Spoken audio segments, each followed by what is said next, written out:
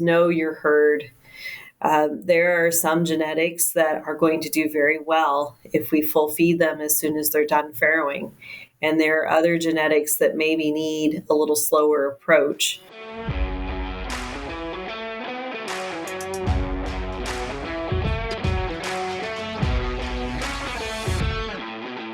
Welcome to Swine Canada. My name is John Patience, and I'm the host of today's podcast.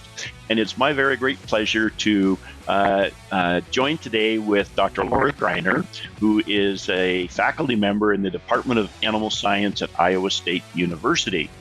And this particular podcast is part of a series of 3 podcasts dealing with feeding and management of the developing gilt, the gestating sow, and the lactating sow. And this particular session, we'll be dealing with the lactating sow. So welcome to Swine Canada, Laura. Thank you, John. Glad to be on here today. Right on. And Laura, you're very, very well known in the U.S. I think you're getting to be known in Canada. But just to make sure that the audience is familiar with your background, would you give us a bit of a brief history of your background and how Laura Greiner got to be sitting in the chair that she's sitting in today? Yeah, great question. Some days I wonder myself. So I'm Laura Greiner. As John mentioned, I am an assistant professor here at Iowa State University, and I'm also the director of the Iowa Pork Industry Center. So the long and short of it is I came from a family farm that raised swine and came into the animal science department here as an undergrad wanting to go to vet school and ended up actually traveling over into the animal nutrition side when I finished my undergraduate here. So I worked under Dr. Tim Staley for my master's and PhD and spent about 13 years at Carthage Veterinary Service or Carthage System in the U.S. and oversaw their research. So I was the director of swine research there. And at times also filled in as the nutrition specialist for the Carthage System and also did some consulting with our family farmers within that system on wean to finish side. So get to do a little bit of everything. Along the way, how I came into the sow world was as I joined Carthage System, Doctors Gary Ali and Aaron Gaines and Joe Connor had developed this company called Carthage Innovative Swine Solutions. And that is the research group under the Carthage System that I worked for and directed for many years. And so Gary Ali, along with a few others out in the industry, had a huge passion for the sow and particularly the lack of knowledge that we had at the time around nutrition requirements of the lactating sow. And so that was kind of how I made my way into that world. And after a time, I left. And so I've been now at Iowa State for 5 years. And so pursuing some passions of getting other students, other young individuals involved in the swine industry, but also raising the next generation of animal nutritionists through research and still having time to spend with my producers to help them with their problems in their own barns. Very good. Yes. Never a dull moment, right, Laura? No, never a dull moment. Okay. Well, so as I mentioned, today we're going to talk about feeding and management of the lactating sow. And I would encourage our listeners to go back and take a look at the podcasts on the developing gilt and gestating sow. Laura's has some really, really good, straightforward, slat level suggestions on those 2 phases of the sow. And now we'll embark on the lactating sow, Laura. So maybe to get started, let's talk about some of the overarching recommendations you would have about feeding the lactating sow.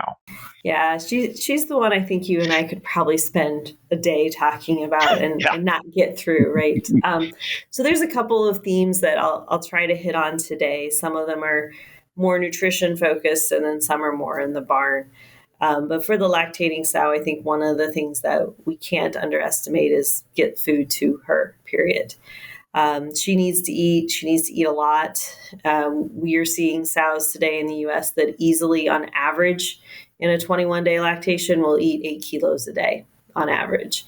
They're creeping up closer to 9, and some are hitting that quite well, even outside of winter months when it's very cold. So that's probably one of the biggest pieces that I want to remind everybody is even when we think we may not be limiting, we could be. And so hand feeding, give her those allowances. If we have automated feed systems, again, make sure we've got plenty of opportunity for her to consume that. And the other piece to that is know what she's eating. So there's plenty of good data out now that supports that we determine her lysine requirement in her feed based on her feed intake and on her litter growth rate. So how well those little piglets are growing on her. And if we know those two measurements, we're going to feed her correctly. And if we're feeding her correctly, she's going to come back into estrus like we need her to at the right time. She's going to perform for us the next time she comes back into the farrowing house. It just reduces a lot of the challenges that we see when we think about the sow barn. So I think the overarching theme here today, John, is feed her well and then understand, what she's eating so that we can set the nutrients correctly. Yeah. Yeah, actually, I think that's probably true about every pig that we feed. Or if we know the feed intake, then the other requirements come pretty easily. But unfortunately, we don't always have feed intake measured in the right phases and in the right periods. But I'd like to ask you one question because it still seems to be a question that comes up fairly frequently, and that is the camp that says, I'm going to ad lib feed my sows as soon as after farrowing as possible. And if she wants to eat, I'm going to make sure that there's feed in front of her to the full extent of her appetite. And there's also still a camp that says I can create problems if I overfeed her, especially early on. So I am going to feed her to scale. Generally, I think those last for the first week or thereabouts, sometimes to 10 days, and then maybe transition to ad lib. What are your thoughts on those two approaches? Yeah, we could even go before she farrows. We have this similar conversation, right? 3 days before she farrows. I think it goes back to the same conversation we had in gestation is know your herd. There are some genetics that are going to do very well if we full feed them as soon as they're done farrowing.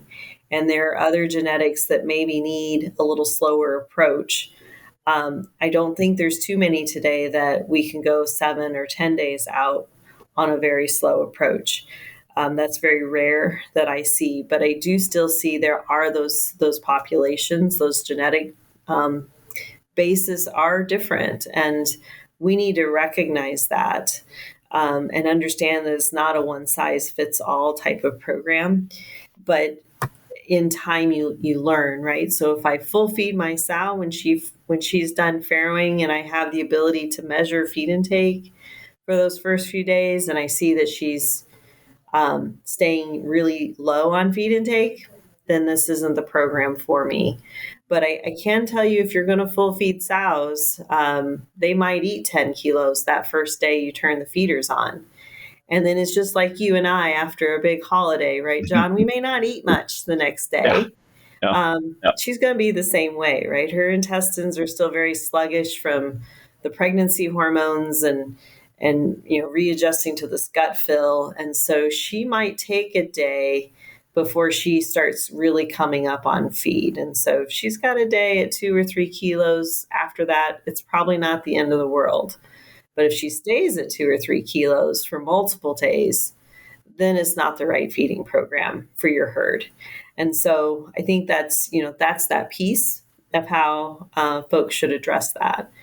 But I'll jump backwards a little bit on the pre-farrow piece too, because I think we should cover that, and then I'll have you kind of jump in on the next question. But the pre-farrow piece, we see something very similar. I never believed in it. I thought, we always keep them low on feed intake before they farrow, stillborns, milk yield, mammary gland, and all of that. And our system did put them on full feed.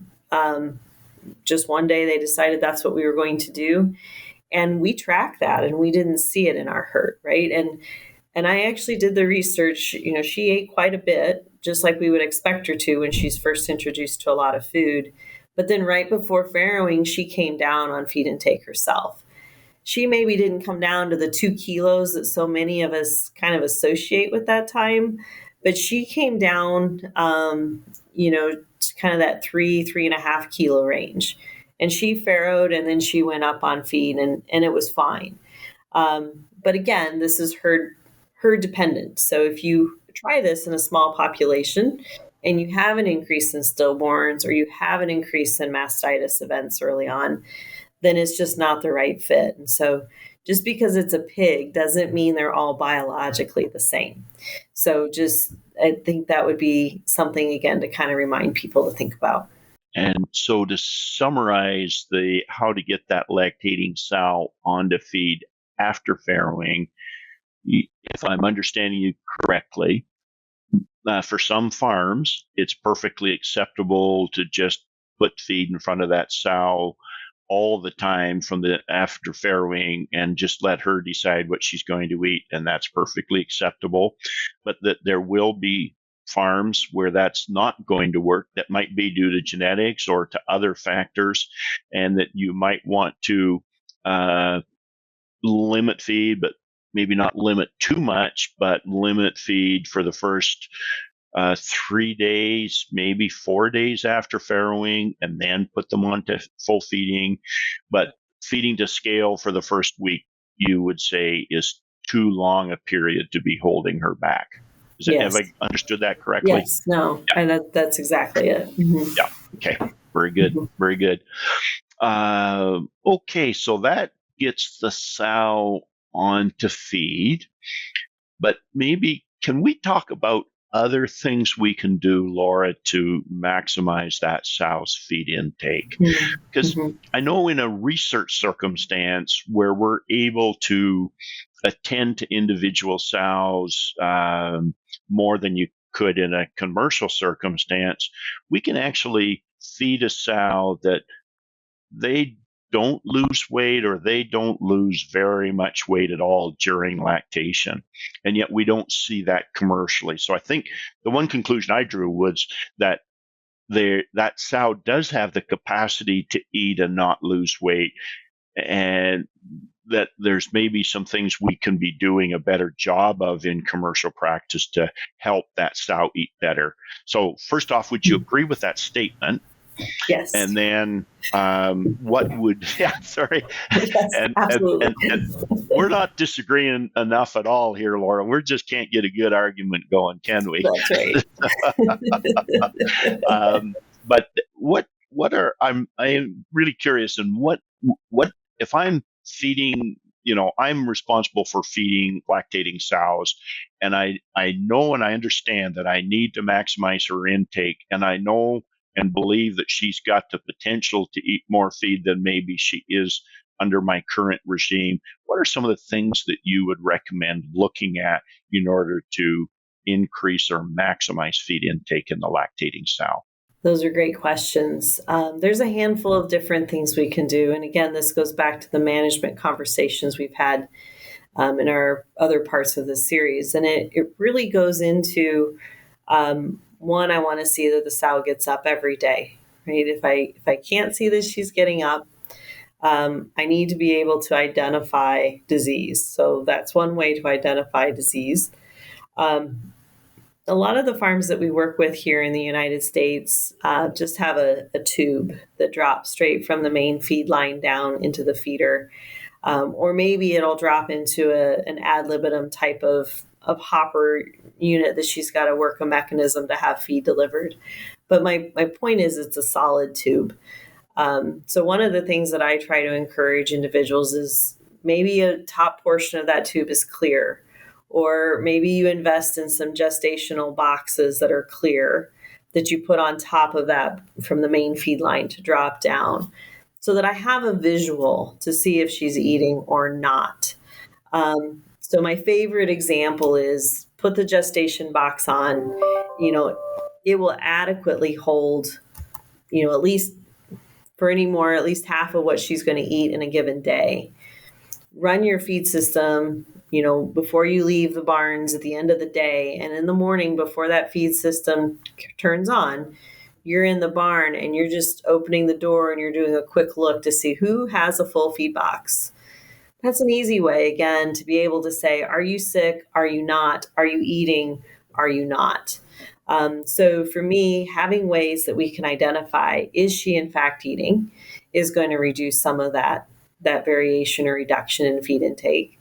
Water is going to be another one, right? So I'm talking to the water expert. So this should be really easy for you, John. But it's not just, oh, yes, there's water here, but is the water flow correct, right? A sow has a higher water flow need than our nursery and our grow finish pigs. And so are we delivering water at the right pressure for her? And also, is the water at the right height? And so again, we see gilts get put into the same pens that a previous sow was in, and her shoulder is a lot lower than the sow. And so she either struggles to find water or she struggles to get a good drink.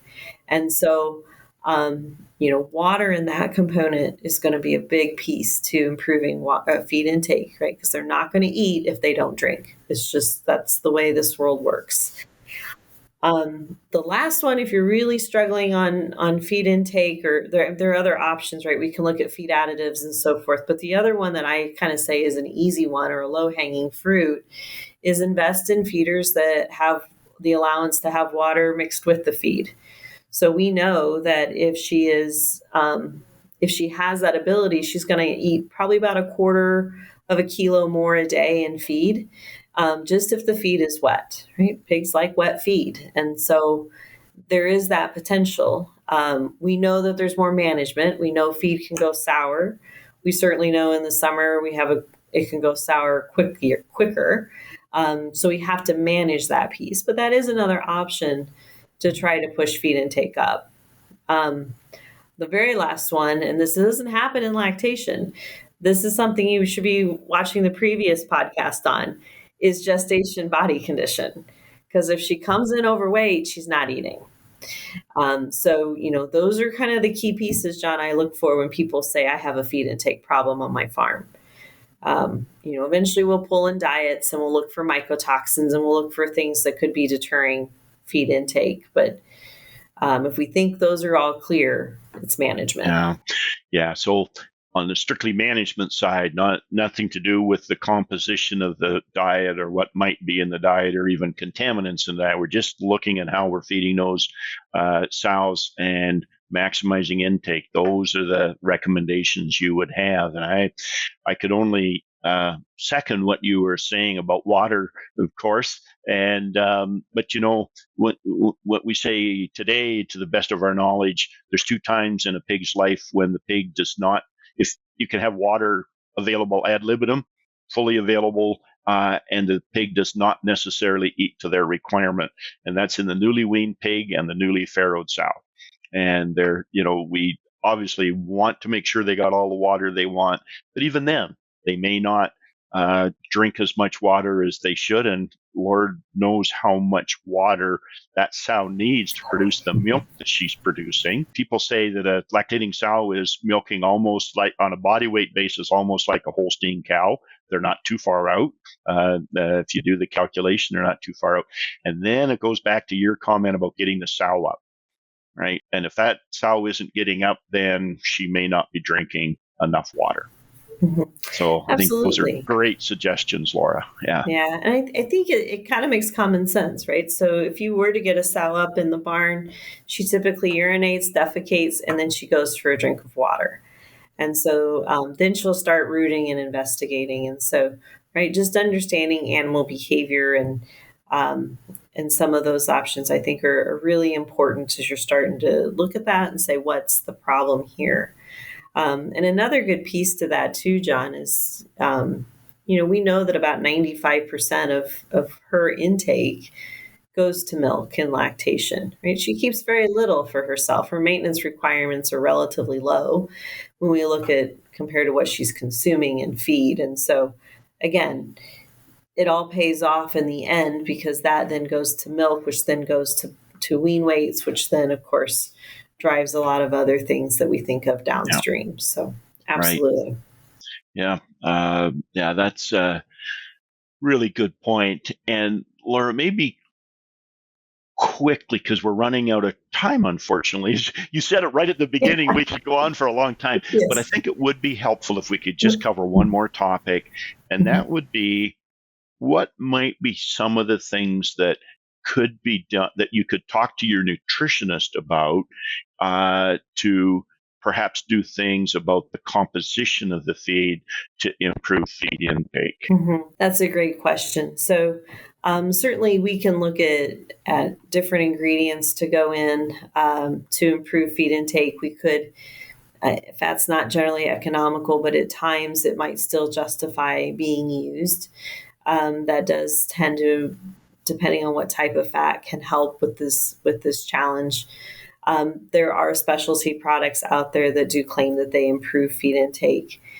Um, again, they can review the composition of what's in it. So, we use a lot of dry distillers grains down here, and I'm not afraid to use them in lactation. But there is some bulkiness to it because there's fiber involved. And so we did some work looking at distillers in summer versus winter diets, and we didn't see a difference in performance, but it doesn't mean that it can't impair feed intake at some points. And so if you have high fibrous diets, that might be a challenge to get the energy density up, to get the feed intake up. And so again, that communication with your nutritionist is going to be extremely important.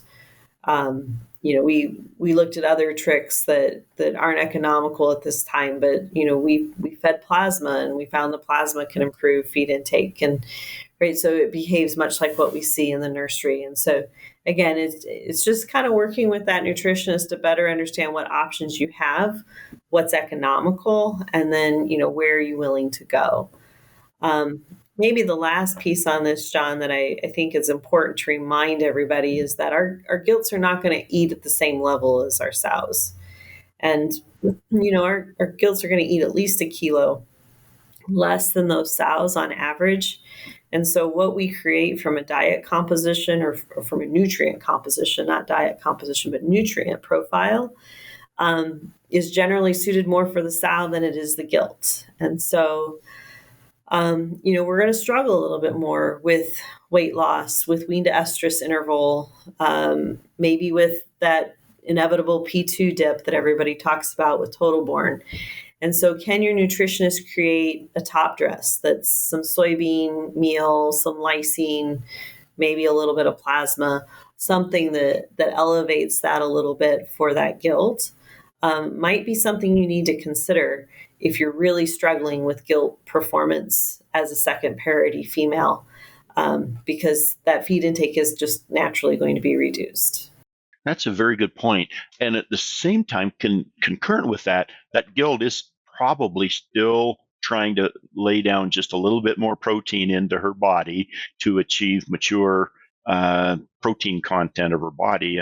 And so that's a double whammy. Her appetite might not be where we would like it to be, but she needs additional lysine and other nutrients in order to help build her own body to maturity that an older sow doesn't have to worry about. So good point. Yeah. So there's lots of maybe that's not quite right. It's not lots of opportunities, but there are opportunities out there to revisit the composition of the lactating diet in order to enhance intake.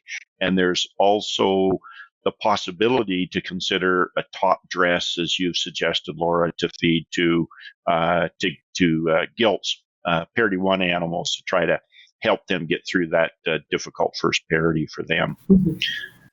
Very good. Well, once again, our time is running out. So, Laura, one of the things, as you know, we like to do in Swine Canada, and you would do it at Swine in the US, is 3 questions we ask of all of our guests. It's time for our famous 3. There's a better way to finish your pigs, and it's called Digesteron Finish. Digesteron Finish provides higher feed acceptance, leading to improved digestibility, so you get a more efficient finish. Made with all natural ingredients, Digesteron Finish is a 3-way win for producers through better animal well-being, enhanced economic performance, and improved sustainability. Digesteron Finish can help you get more pounds in less time. So why wait for your finish? Learn more at dsm.com/finish. And the first question is do you have a favorite book that is related to swine, either swine nutrition or swine production, that you would recommend to our listeners? Yeah, I'll give you two things here, John. So I use a book from U.S. Pork Center called the Swine Nutrition Guide. And it's a little different than the swine nutrition book. It's very practical. You might even have it in your library there. I don't have it with me. I do, but I don't have it handy. So yeah, I don't either. Yep. But I love it when I have especially undergraduates that know a little bit of nutrition, but just need a little bit more knowledge on what does a diet look like, what are some of our ingredients, et cetera. Along those lines, the Gateway has also created a website that's the Pork Information Gateway. We call it PIG.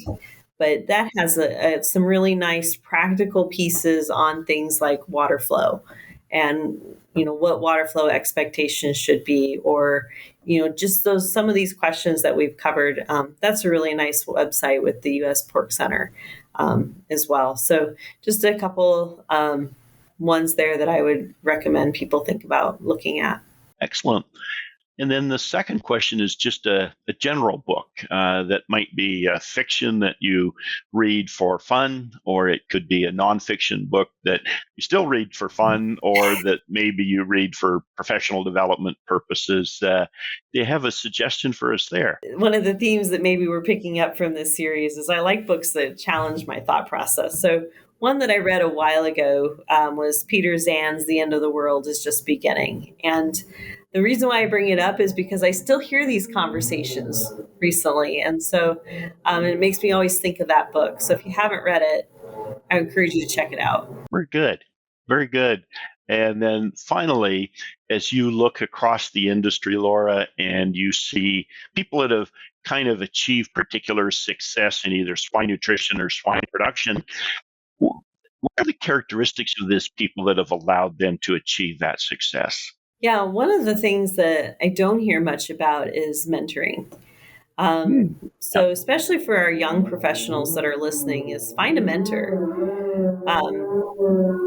It can be someone who's in the industry today, or they could be just a few years above you, or they could be, many years above you.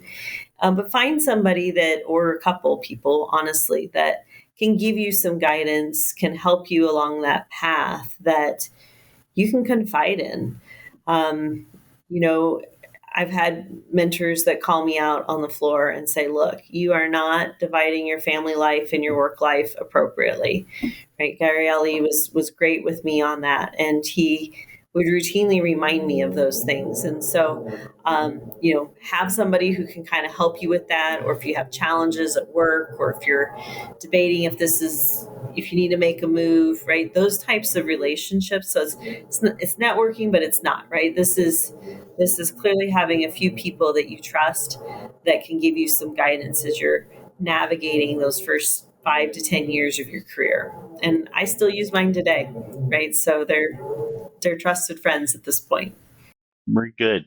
Great. Well, and yes, and a great suggestion. There's resources out there on the, human resources that can be of tremendous help to us. So thank you for that. So we've been talking to Dr. Laura Greiner from Iowa State University. This is the third and final podcast of 3 that what we have done on the developing gilt, the gestating sow, and the lactating sow. Laura, I've really enjoyed the conversation with you in these 3 podcasts. You've given us some really excellent suggestions, some great, just good thinking that we should apply when we walk into the barn in the morning, or we're leaving the barn at the end of the day, that we should be paying attention to. So I thank you very much. Really appreciate it. Thank you, John, so much for the time. It's a pleasure to be on the podcast.